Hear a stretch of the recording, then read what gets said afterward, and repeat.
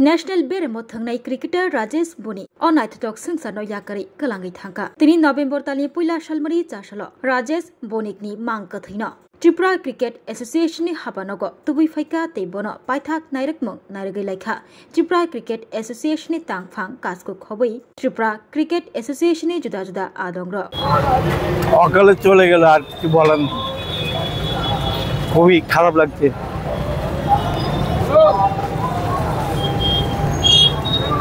মর্মান্তিক অত্যন্ত দুঃখজনক